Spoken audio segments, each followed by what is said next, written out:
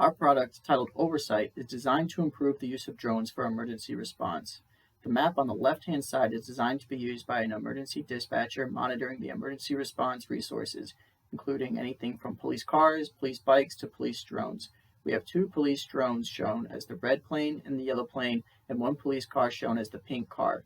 When an emergency notification comes in, shown as the solid red marker, we can create routes for all the available resources to find the most suitable response option.